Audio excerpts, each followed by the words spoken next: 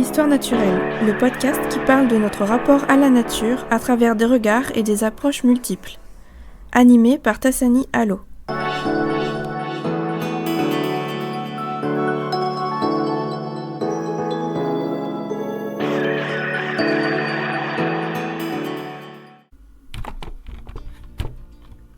Bonjour et bienvenue dans le podcast Histoire naturelle. Aujourd'hui, nous allons parler de la Réunion, des guides touristiques, de tourisme et de nature et d'approche post-coloniale. Je vais vous lire un extrait du guide Le Routard pour la Réunion. En plein hémisphère sud, à près de 10 000 km de l'Hexagone, ici appelée métropole entre guillemets, l'île de la Réunion, ou l'île intense entre guillemets, flirte avec le tropique du Capricorne et leurs amours sont toujours tumultueuses. L'île de la Réunion est vivante, surprenante, continuellement en mouvement. Sous un climat ensoleillé et chaleureux, sa population est habituée de longue date aux cyclones et autres caprices de la nature. Des entrailles de la fournaise jaillissent des flots de lave si puissants parfois qu'ils parviennent à gagner la mer pour créer de nouveaux territoires. Les vents ont façonné les côtes de l'île de la Réunion et les paysages jusqu'à l'intérieur des terres. Une grande partie de l'île Bourbon est devenue parc national en 2007, puis les pitons, cirques et remparts ont été à leur tour inscrits au patrimoine mondial de l'UNESCO en 2010. À l'île de la Réunion, la nature semble exploser de tous côtés, que l'on soit au bord d'une falaise de lave noire comme du charbon, au pied d'un piton aiguisé et verdoyant, face à une kyrielle de chutes d'eau, perdue dans un cirque sauvage, au bord d'un lagon vert et bleu, ou au-dessus de ce fameux volcan. Mais la vraie richesse de l'île, c'est sa population, forte d'un métissage étonnant venu de tout l'océan Indien, africains, indiens, malgaches, comoriens, chinois et aussi métropolitains se sont retrouvés ici. Les amoureux de bonne chère apprécieront aussi la richesse culinaire de l'île. Aujourd'hui, j'ai décidé de discuter avec Morgane Andry. Elle est doctorante, réunionnaise vivant à Paris. Elle a 26 ans. Elle est en 3e année de thèse en sciences du langage au sein du LCF, Laboratoire sur les espaces créolophones et francophones à l'île de la Réunion. Sa thèse est dirigée par Mylène Lebon-Ekem. Elle porte sur la représentation de la Réunion dans les discours touristiques. Il s'agit d'une analyse comparative et synchronique. C'est aussi une thèse pluridisciplinaire qui lui fait faire appel à la géographie, la sociologie et l'anthropologie. Pour la dimension comparative de cette thèse, elle s'est intéressée à d'autres îles comme l'île Maurice, les Seychelles ou les Maldives, mais aussi à des régions hexagonales.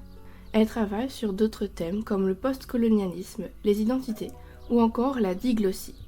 Vous trouvez en barre de description la liste de ses publications et le lien vers son réseau social où elle partage des mini-podcasts sur des petits sujets de sa thèse qui sont vraiment très intéressants et éclairants. Bonne écoute!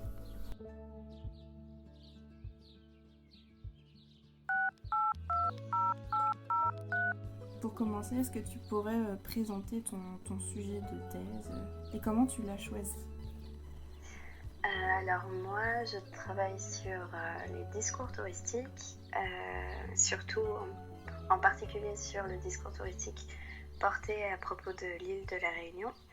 Et puis, au fur et à mesure des années, j'ai effectué une comparaison avec d'autres îles de l'océan Indien et d'ailleurs, comme la Guadeloupe ou la Martinique.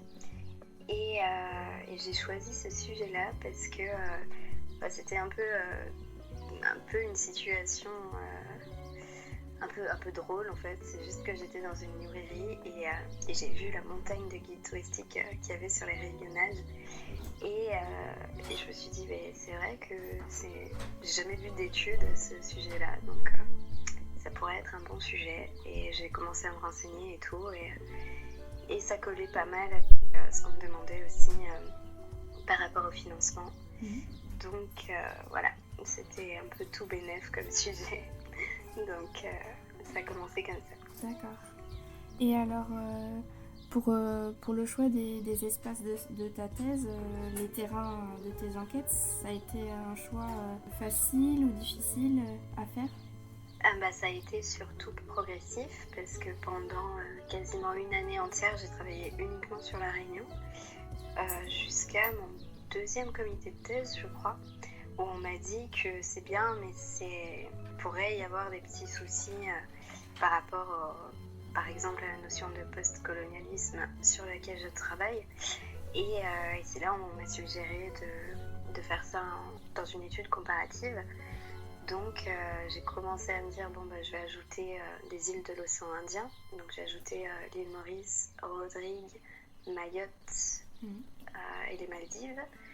Et puis après, en fait voilà, au fur et à mesure, on se disait qu'il fallait élargir le corpus en question. Donc c'est comme ça qu'on est arrivé avec un total de 9 territoires à analyser et à comparer entre eux. Est-ce que tu avais l'habitude des études comparatives comme ça auparavant ? Non, parce que mon sujet de mémoire, c'était un sujet vraiment différent. Je travaillais sur les représentations des animaux dans le langage. Donc c'est vraiment pas la même chose. Et j'étais sur la comparaison d'une certaine manière, mais entre le créole réunionnais et le français. Donc par exemple, j'essayais de voir comment est-ce qu'on parlait des animaux dans les expressions idiomatiques, par exemple, les proverbes, les choses comme ça. Ce qu'il y avait en créole réunionnais et ce qu'on trouvait en français. Donc c'est pas vraiment la même méthode aussi de comparaison en fait. Comment tu as approché cette question justement vaste de la nature à travers les guides touristiques que tu as dépouillés ? Donc justement, c'est une thématique qui saute un peu aux yeux quand tu travailles sur ce genre de documents. En fait, j'y suis allée encore une fois assez progressivement. J'ai commencé par travailler sur les introductions de chacun des guides touristiques, par exemple. Et ce qui sautait aux yeux, forcément, c'était la forte présence de la nature et d'une certaine régularité, en fait, des mêmes termes qui revenaient pour des îles françaises, francophones et pour d'autres îles de l'océan Indien ou d'ailleurs. Donc c'est à partir de là que je me suis dit qu'il y avait quelque chose à creuser par rapport au paysage et à la représentation de l'insularité, notamment. Et au sujet de cette insularité, j'ai lu quelques petites choses sur le mythe insulaire et le mythe du paradis terrestre. Est-ce que tu peux nous parler de cette dimension mythique de l'île ?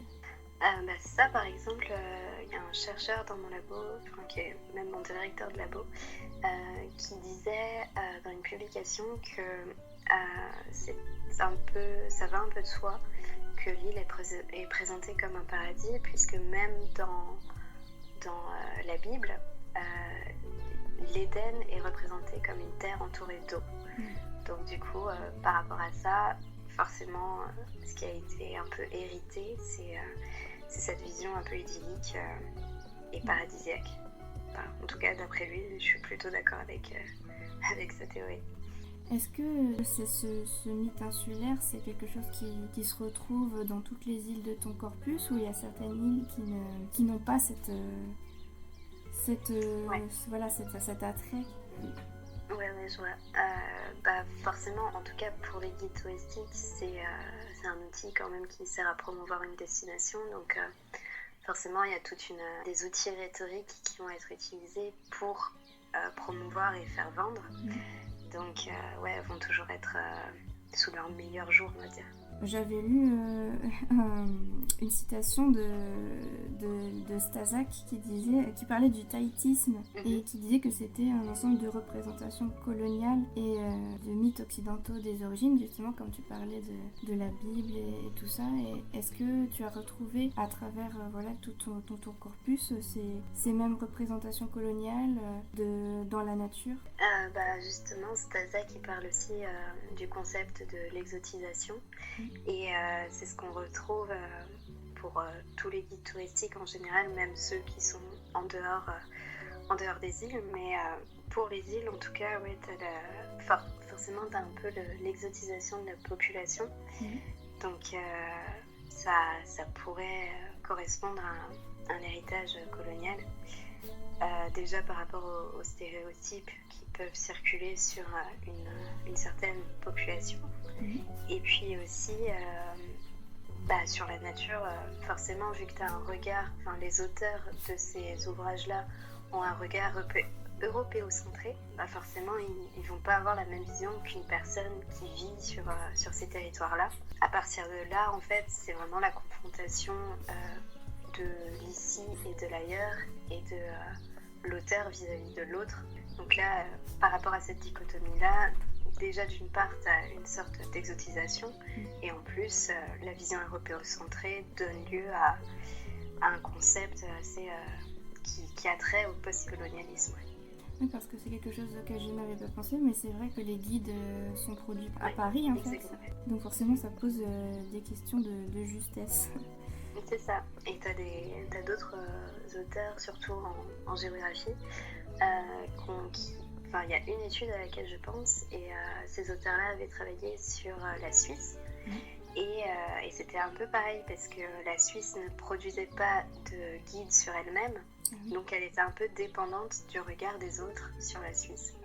Donc tout ce qu'on va mettre en avant aussi, c'est pareil, c'est des choses qui ne sont pas du quotidien de ces auteurs-là, qui écrivent sur un endroit où ils ne vivent pas.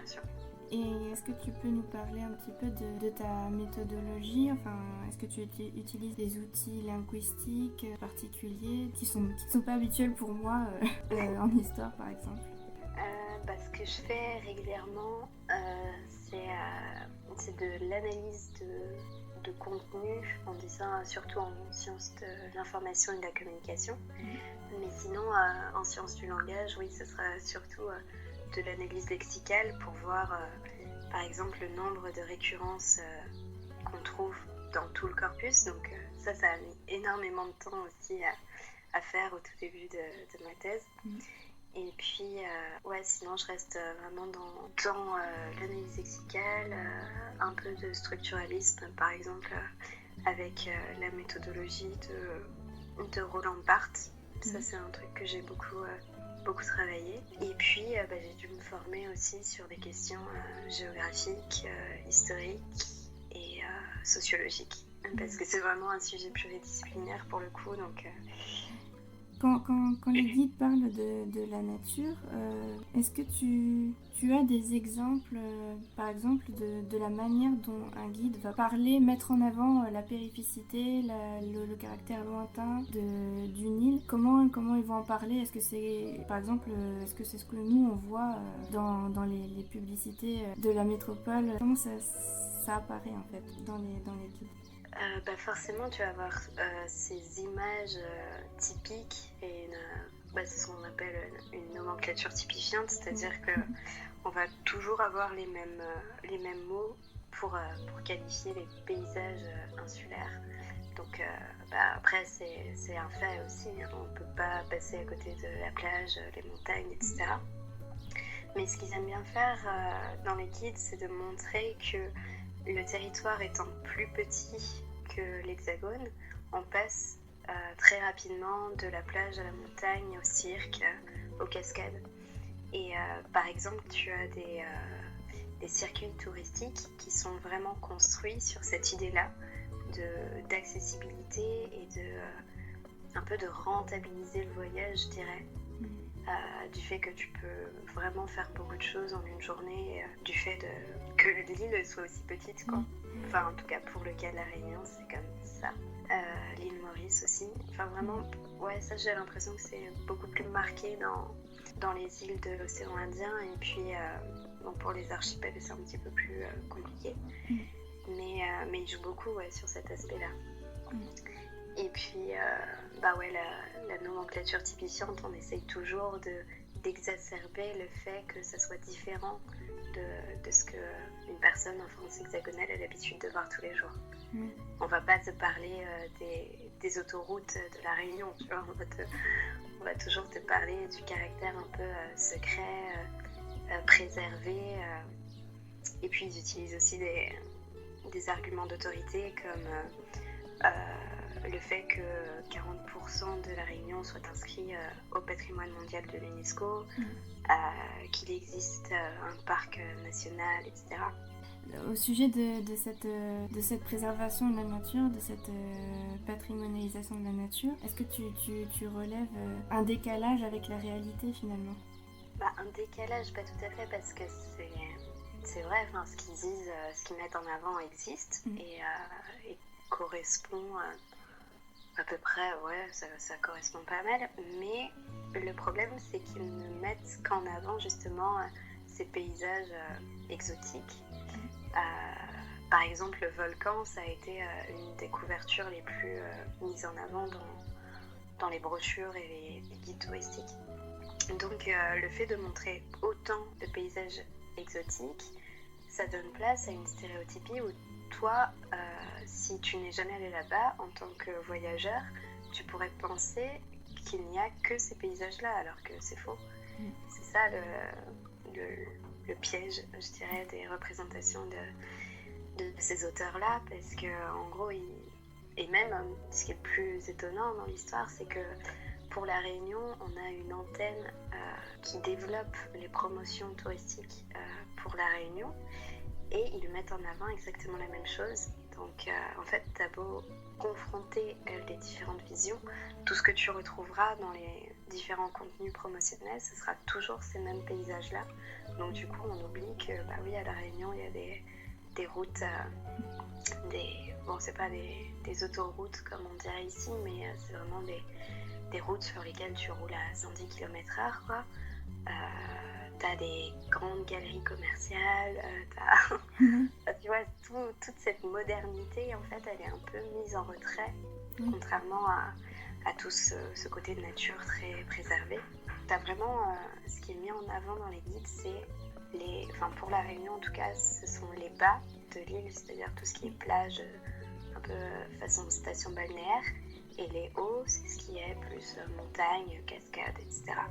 Donc, entre les deux, la modernité, on la trouve pas vraiment, en tout cas dans ces guides-là. Oui. Après, on te donne,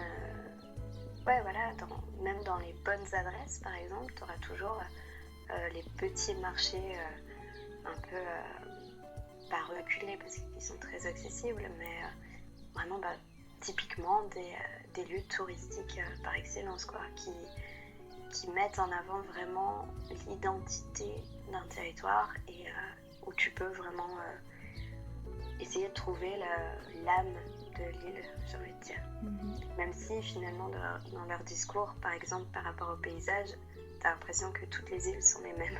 Oui, c'est sûr. Oui, ça a tendance un peu universaliser justement ce caractère insulaire.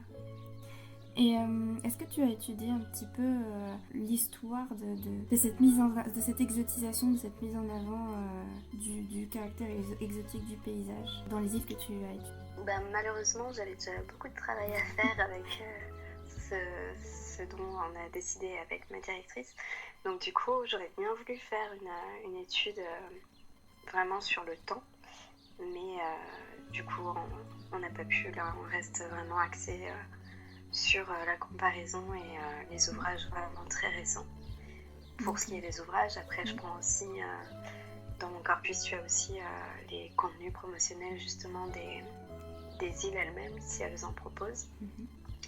Et puis tout ce qui est digital, donc les promotions qui sont faites grâce à des partenariats sur des réseaux sociaux, des choses comme ça. Donc et j'ai pas pu malheureusement étudier l'aspect diachronique, mais ça serait super intéressant de voir comment ça a évolué. Oui, justement, sur les réseaux sociaux, c'est quelque chose qui donc est très récent pour ce type d'études. Ouais.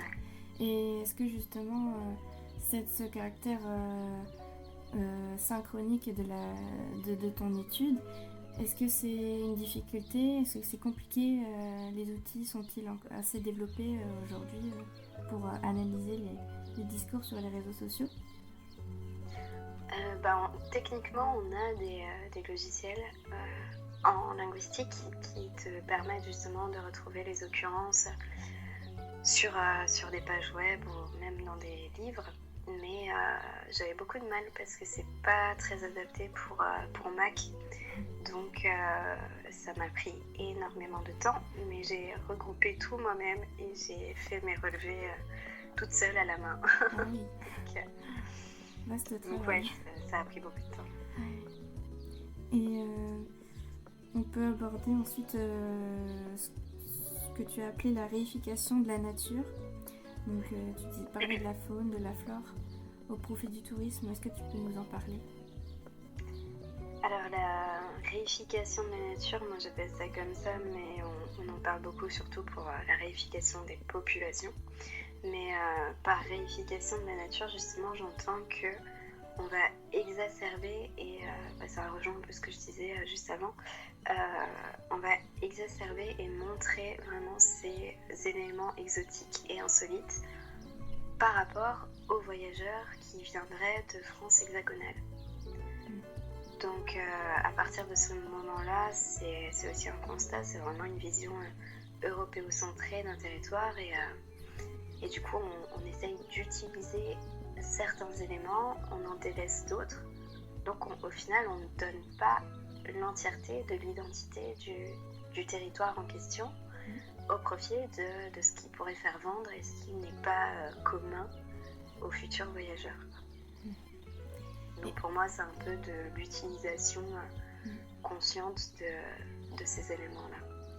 Et est-ce que, un peu à la manière de ce qu'on lit dans les manuels de géographie, pour le territoire français dans sa totalité, même les Outre-mer, est-ce qu'il y a différents types de tourisme sur une seule île, par exemple ? C'est vrai que pour le moment, en tout cas pour la Réunion, parce que c'est celle que j'ai le plus étudiée, il y a une sorte de propositions qui sont faites, mais elles ne sont pas vraiment délimitées.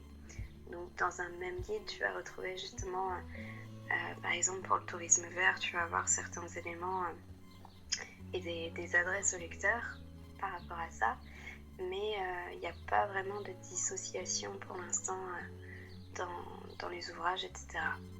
C'est vraiment, c'est pas encore tout à fait à la carte, mais pour la Réunion, ce qu'on met vachement en avant, par contre, c'est les activités sportives, parce qu'on a une course qui s'appelle le Grand Raid, et elle est vachement connue de pas mal de sportifs d'Europe qui viennent, bon, pas cette année à cause de la crise sanitaire, mais d'habitude, t'as pas mal de gens qui connaissent la Réunion pour cette course-là.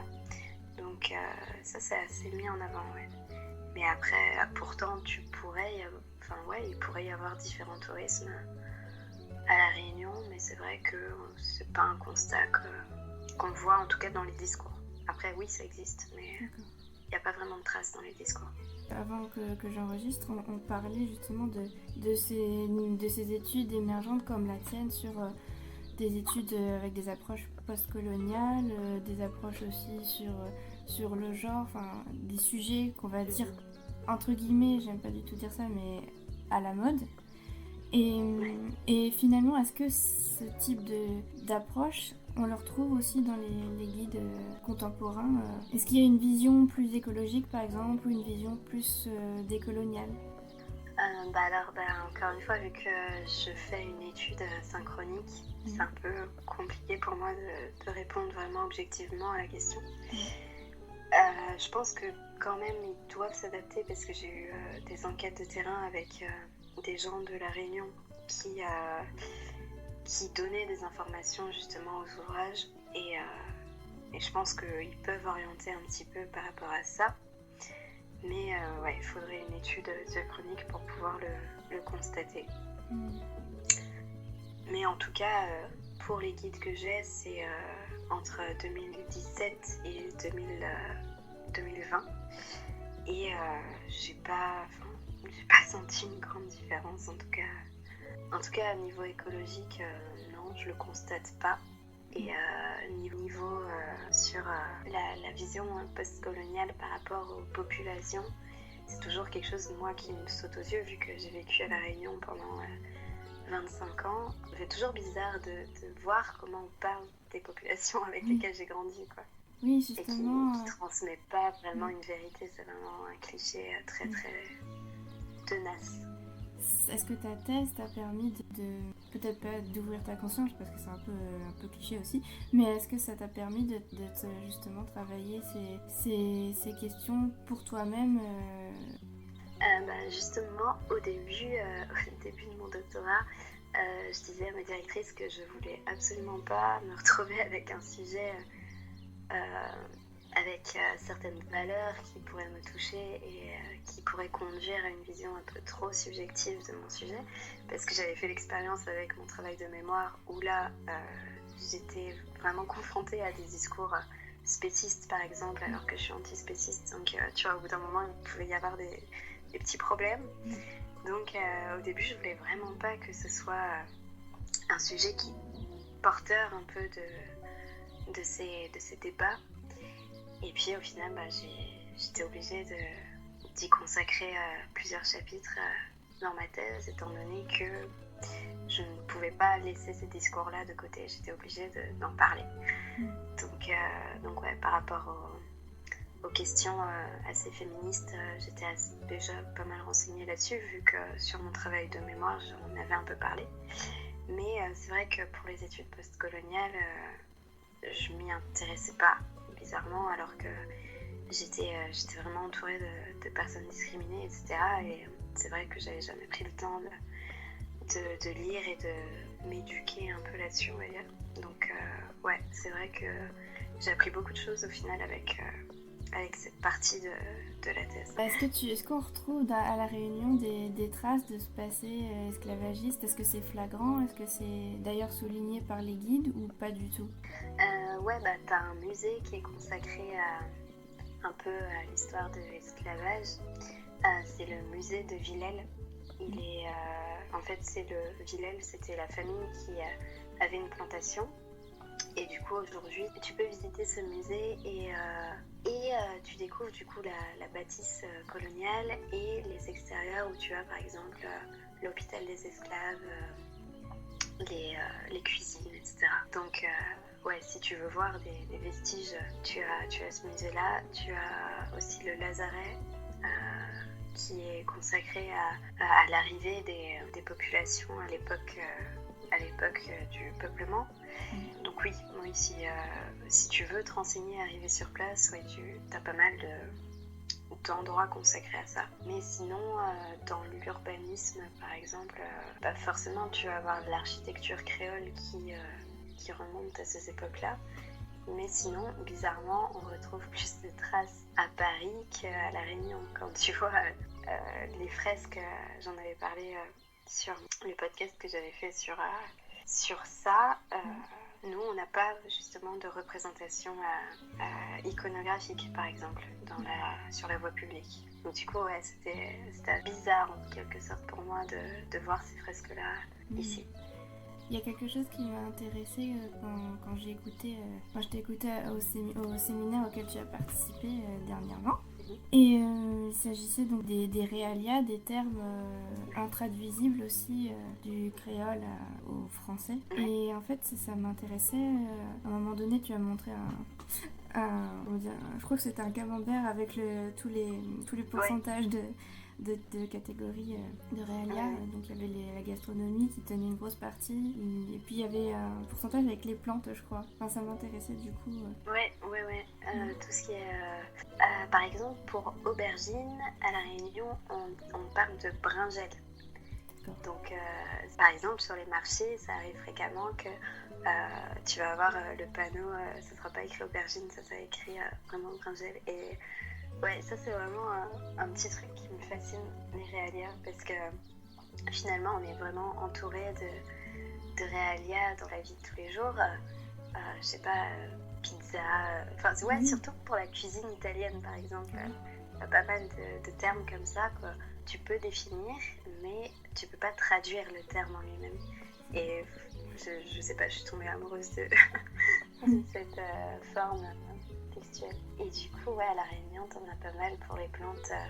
Soit c'est une plante qui a déjà un nom français et donc nous on aura un équivalent, mais c'est pas tout à fait une traduction. Ou sinon tu vas avoir des choses qui sont typiquement créoles et donc là par contre il n'y a vraiment pas de traduction.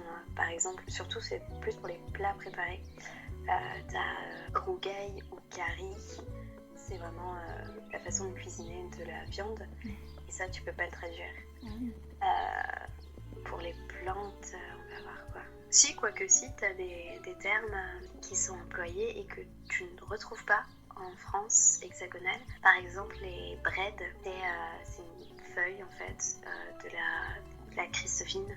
En France, on connaît ça sous le nom de Christophine, nous c'est chouchou. Et du coup, cette plante, elles sont comestibles. Ça, par contre, vu que c'est vraiment quelque chose de typiquement créole, tu ne retrouves pas le terme bread dans aucun dictionnaire. J'ai cherché. Oui. Et puis, t'as pas d'équivalent et t'as vraiment rien. C'est vraiment une plante que tu trouves là-bas et dans d'autres îles à proximité. Et du coup, là, par contre, quand tu rencontres ce mot-là dans un discours touristique, s'il n'y a pas la précision à côté, à part sur Google Images peut-être, mais sinon tu trouveras pas de définition de ce terme-là. Et il y a vraiment beaucoup de termes créoles utilisés dans les guides touristiques. Ouais, ça fait partie justement du phénomène d'exotisation, d'utiliser des termes spécifiques à une culture. Forcément, ça éveille la curiosité du lecteur et en plus, tu leur montres encore une fois que c'est différent de chez eux, quoi. Pour une île en particulier, mais je sais plus c'est laquelle, dans les généralités, les dossiers au début des ouvrages, t'en avais plus de 200. Donc dans 200 réalia et termes créolophones du type vraiment des phrases bateau, genre « salut, ça va », traduit dans une langue créolophone, ça t'en a partout. Ça fait partie aussi de la régularité discursive de ces ouvrages. Parce qu'au final, ça j'avais oublié de préciser, mais que ce soit le Petit Futé, le Géoguide, le Lonely Planet, tu retrouves les mêmes éléments aussi. Donc c'est pas vraiment une particularité d'une maison d'édition, par exemple. Finalement, quand tu compares toutes les îles de ton corpus, est-ce que toi, tu trouves qu'elles finissent par toutes se ressembler ou qu'il y a quand même une volonté de les différencier? Ça, c'est assez facile à voir. Là, je crois que j'ai intégré un tableau hier dans mon chapitre, justement, consacré au discours insulaire et si tu veux j'avais relevé 9 éléments présents dans les introductions des guides. Donc là-dedans tu avais l'évocation à la chaleur par exemple avec le soleil, etc. L'histoire, la population, les termes créolophones, etc. Et sur tous les guides, peu importe les éditions, tu as tous les guides qui font appel aux mêmes termes pour parler par exemple de la chaleur, pour parler ou pour faire aussi ce que j'appelle un appel au sens, c'est-à-dire de parler des couleurs, des sonorités, des goûts. Et ils utilisent tous les mêmes termes. Ça m'a pris vachement de temps aussi à faire, mais quand tu vois que tu as les mêmes termes partout, quoi, c'est dingue, ouais. Et c'était ça aussi l'enjeu de mon sujet, c'était de voir la Réunion donc, qui est française, francophone. Est-ce que si par exemple on met 2 textes et qu'on enlève les noms des îles, est-ce qu'on peut comprendre de quelle île on parle?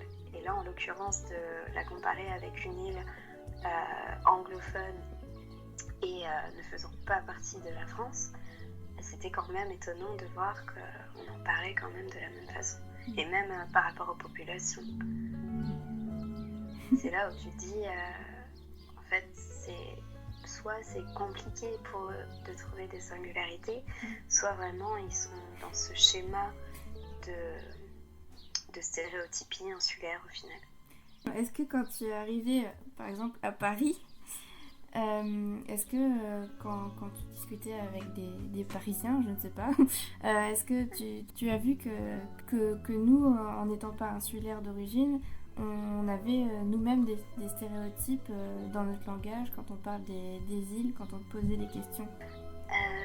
Ouais, par exemple, déjà sur la langue créole, parce qu'on a tendance à dire la langue créole justement, alors que non, il y a un créole réunionnais, un créole selon les îles, tu vois, on va pas se comprendre forcément entre nous et tout, et c'est marrant justement ce genre d'idées un peu préconçues, mais après c'est vraiment dans l'imaginaire collectif, je pense. T'as aussi qu'est-ce qu'on a? On a des stéréotypes du style je connais quelqu'un qui habite à La Réunion, tu dois forcément le connaître, par rapport au fait que l'île soit petite, encore une fois, donc forcément tout le monde connaît tout le monde. Moi personnellement je trouve qu'on ne parle pas du tout assez des territoires d'outre-mer, des départements d'outre-mer, par exemple à la télévision, il y a très peu de place qui est faite à leur image en fait. Ça, je m'étais intéressée un peu pour un article de la représentation de la Réunion dans les médias français. Et ça m'a fait rire, la dernière fois qu'on avait vraiment parlé, où il y avait vraiment à l'unanimité, je veux dire, dans différents journaux, c'était par rapport aux Gilets jaunes, parce qu'il y a eu un gros débordement à la Réunion. Et puis sinon, c'est quand t'as une attaque de requin, quoi. Mais oui, c'est vrai qu'on a souvent tendance, malheureusement, quand on parle des Outre-mer à la télévision, je trouve, c'est qu'on parle on voit leur mise à l'écart, justement, avec l'épisode des Gilets jaunes. On voit qu'ils sont très, très éloignés des politiques du centre, centralisées. Nous, déjà, on a déjà ce problème en province, par exemple, dans les petits patelins de Tourangeau, mais c'est vrai que du point de vue de la Réunion, ça doit être quelque chose. Ça m'a fait rire là quand j'y suis retournée parce que la vie coûte extrêmement cher, tu vois. Donc il y a aussi ce sentiment d'injustice aussi par rapport au territoire hexagonal. Souvent on dit qu'on paye assez cher notre place au soleil, quoi. C'est ça. J'ai juste une dernière question qui m'intéresse. Je sais pas du tout si tu as la réponse.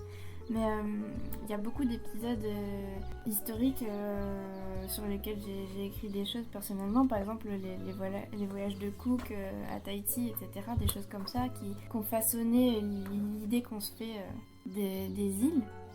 Et est-ce que dans les guides, souvent il y a ces rappels, justement, ces petits rappels historiques du colonisateur, sans le faire passer justement pour un colonisateur? Est-ce qu'il y a des petits rappels des expéditions ou est-ce qu'il y a des petits encarts historiques par exemple? Ouais. Dans la majorité des guides, de toute façon, tu as les dossiers un peu de présentation, les dossiers thématiques. C'est ce qu'on appelle les généralités. Et là-dedans, tu vas avoir une partie géographie, une partie histoire, une partie population, langue, gastronomie et art et culture. Donc t'as souvent un petit historique du passé colonial jusqu'à aujourd'hui. Et puis ça fait t'as un peu une impression que ça, un peu une impression de cours d'histoire à l'école, tu vois. C'est vraiment dénué de subjectivité. Là, c'est vraiment la partie dans laquelle tu vas pas vraiment trouver de traces de l'auteur, hormis les choix justement qu'il va faire de placer ou non tel ou tel événement. Mais tu vois que c'est un petit peu avec des pincettes aussi, quoi. Par exemple, pour le musée de Villèle, justement, dont je parlais tout à l'heure, tu vas voir un peu, on va parler de l'histoire de la famille des bassins, et puis après, c'est un peu dur de rester justement objectif et de parler de ça sans jugement aussi. Oui, voilà, il n'y a pas suffisamment de recul aujourd'hui dans les études postcoloniales, peut-être, pour voir l'histoire avec de la critique. Tu sens bien que c'est une thématique assez délicate à... Ouais. Ça reste à faire.